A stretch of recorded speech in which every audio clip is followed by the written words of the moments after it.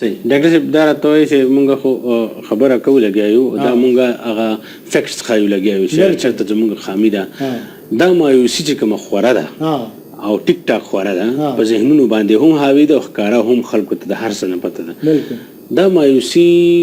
چې کوم نن دا به څنګه ختموو د دې لپاره ستاسو سره ذهن کې څه دي چې هغه په لنډو الفاظو کې راته ووایي زه به درته دا ووایم چې زه د انصاف ګټلو کې په خپله ناکام یم صحیح ما 19 کاله په پېښور یونیورسټۍ کې ټیچینګ وکړو او دا ما بار بار ویلي دي چې زما 80% وخت د منفي خلکو په مخنیوي باندې لګېدلی دی او 60% وخت مې په خپل کار لګېدلی دی او بیا هم خدای دې کې کامیاب کړی یم چې لیبارټري مې جوړه کړې ده یو څو سټوډنټان مې پیدا کړي دي چې راته د اولاده خواږه دي خو زه وایم کېدای شي دا ما کې کمزوري مونږ به ځان کمزوری کوو ځان به بدنامو او زمونږ په وس کې چې څه دي زما کلم کې چې څومره طاقت دی زما په ژبه کې چې څومره طاقت دی زما چې څومره قرباني ورکولی شم دا به مونږ کوو او د ملک دغه چې دی د ملک انټرسټ دا به پرایورټایز کوو First, your country interest. Second, your subordinate interest. And third, your own interest. First, your country interest. Second, your subordinate interest. Third, your own interest. که په دې principles باندې مونږ لاړو نو زما په خیال داسې هیڅ قوت نشته چې مونږ د ترقۍ نه منې کولی شي او زه هر چاته دا دعوت ورکوم چې تاسو انساني تاریخ وګورئ کومو قومونو چې محنت کړی دی اخلاص سره سټرګل کړی دی هغې له خدای پاک خلافتونه ورکړي دي هغې له خدای پاک ریاستونه او سلطنتونه او شهنشاهۍ ورکړي دي او چې کله د هغې اولادونو غلا شروع کړې ده دروغې شروع کړي دي بددیانتي راغلې ده هغه هر څه یې اخیستي دي او په سپینه ډاګه یې پرېښي دي که نن مونږ دا د دې 14 اګست دا مونږ ځان ته نښه کېښوده چې د نن نه پس به مونږ دروغ نه وایو مونږ به اخلاص سره کار کوو زمونږ ملک به لومبی انټرسټي زمونږ سبارډینیټ او زمونږ ډېر چاپېره خلک به زمونږ سیکنډ انټرسټي او زمونږ ځان به لاست انټرسټي نو تاسو بیا ګورئ چې دا ملک د دنیا د پایې ترقي یافته ملک کېږي او که نه او ځکه به کېږي چې خدای پاک مونږ له هر قدرتی وسیله را کړې ده د ډېرو ترقي یافته ملکونو نه زمونږ وسایل ډېر غني دي زمونږ مټي چې دي د ډېرو تکړو قومونو نه تکړه دي زمونږ زلمي کې محنت جذبه چې ده د ډېرو تکړو قومونو نه زیاته ده نو که مونږ نن هم غیرت وکړو چې په منفي خبرو کې غیرت کوو پکار دی چې په مثبت کې مونږ غیرت وکړو نو دا ملک په هر حال کې ترقي کولی شي او دا زه بیا د خلکو ته وایم چې که دا کورم روان شو نو روان جوړول بیا ډېر ګران کاري خو دا لا روان نه دی نو روانېدو ته یې مه پرېږدئ او نن راویښ شئ چې دا وطن مونږ ښایسته کړو ګل و ګلزارې کړو او خلک ترې تښتي نه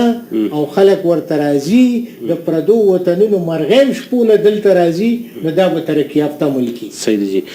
وروستۍ پوښتنه ډاکټر صاحب چې دا خلک به ګوري تاسو او چونکې مونږ دا خبرې په ډېر مثبت انداز کې کوو چې لکه مونږ ځان تعینه نیسو چې مونږ کې چېرته څه خامیانې دي صرف احساس دپاره چېرې لفظ ازادي لفظ ازادي د دې څومره اهمیت دی او چې چا سره د ازادي نشته نو د هغې څه حالت دی په دې لنډو الفاظو کې د دې د باچا خان بابا نه زما یو ملګري ډاکټر خورشید عالم صاحب خدای پاک دې دواړه وبخي هغې ته تپوس وکړي بابا دا غلامي څه ته وایي هغه په جیل کې و او خورشید عالم صاحب ورته کړکۍ کې ولاړو ملاقات یې کوو هغه ورته وی هغه ته به کوهستانۍ وی لیونۍ به یې ورکوي وی لیونیه وی زه په جیل کې یم د سیخونو کې بند یم خو چې زه ریښه وایم نو نه یېرېږم د دې مطلب دا دی چې زه آزاد یم او وی ته ټوکې کولې وی ته بهر یې آزاد یې خو چې ریښه وایو یېرېږي نو ته غلام یې نو که مونږ ریښه نشو ویلی نو مونږ غلامان یو او که مونږ ریښه ویلی شو نه یېرېږو نو مونږ آزاد یو د ازادۍ صحیح معنی هم دقه ده او چې مونږ د کومې ورځې نه دا نبي علیه السلام خبر هم ده چې د کومې ورځې نه مونږ ریشا شروع کړو د جابر حکمران مخکې د ظالم مشر مخکې نو زمونږ ټولې مسلې به حل شي نو ازادي چې ده ازادي د سوچ ده ازادي د فکر ده ازادي دې ته نه وایي چې تا سره اختیار دی چې ته خپله خزانه ولوټه تا له یو اداره په لاس کې درغلې ده ته هغه ولوټه ازادي دې ته وایي چې ته آزاد سوچ وکړې آزاد فکر وکړې د وطن د امن لپاره کوشش وکړي چې تیل تاخلي او تاسو د سپر پاور نه کوي خپل ګاونډي نه ته سودا په ارزان قیمت کولی شي او ته د بل طاقت نه تاسو کې اجازه ته والم کوانلم دې ته ازادي وي نه دا ازادي نه ده ازادي د سوچ ازادي ده ازادي د فکر ازادي ده ازادي د نصاب ازادي پکار ده پکار دي چې مونږ د خپل ادارو لا دک اختیار ورکو یونیورسيټي ته یونیورسيټي وای زکه چې its knowledge will be universal it will not be limited to the region religion or any specific class of people it must be universal and the people who have made their knowledge their institutions universal they have developed and the people who have made their education are syllabi conservative they have been limited to small cities like Vatican like Britain look at them America has universalized their education when you walk along the corridors of an American university you will see Asian you will see Indian you will see Japanese, Austrian, German in the corridors of the same building. But go to Pakistan, go to the conservative nation, you will never see other nationality people there. Education ka manga pa sahi maano ki universal ko, manga pa khpalo idaro ke, pa Newsweek ke, pa Daily Mirror ke, pa di ke pa manga khpal faculty member da par advertisement worko, zama pa کاریډور کې په د یونیورسيټي امریکن پروفیسر ومي جاپاني و پکې ومي ایجپشن و پکې ومي سعودین و پکې ومي او کچره مونږ دک کنزرویټیزم پریکټیس کو نو مونږ به دک کور ته لیمټ کیو مونږ به بهر نشو وته زمونږ بچي به بهر تکړنی نو مونږ به ازادي چې دا په صحیح مانو کې هغه په صحیح میرټ او په صحیح انصاف راځي او ته چې میرټ او انصاف یقیني کې نو د ټولي دنیا کریم برازي او استاد قوم خدمت وکي او دې ته صحیح ازادي وي چې ته یو غیر ملکی تم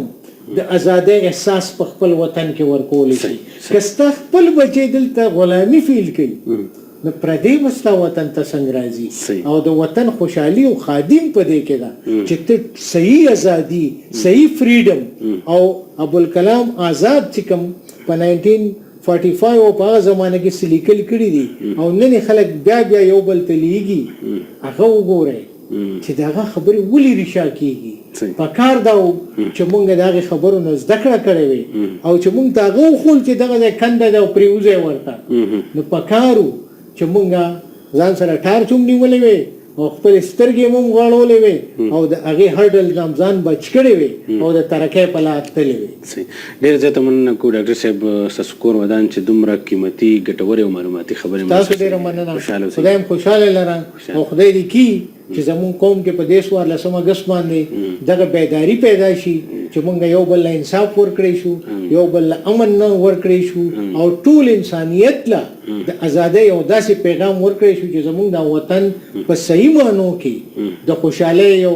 ګوارا د خوشاله یو جونګړه کې جوړ شي او زمونږ د قام او د نړۍ د خوشاله ثواب وګرځي امين ډیر زیاته مننه قدرمنو کتونکو دا ور سره پروفیسور ډاکټر یاسین اقبال صاحب چې دا غي معلوماتي خبرې تاسو غوړې ان شاء الله راتلونکي خبرونه کې بیا تاسو سره چې کوم دغه سي ګټوري د معلوماتو نه ډکه خبرې چې کوم تاسو سره د مختلف پوهانو په شکل کې وروړو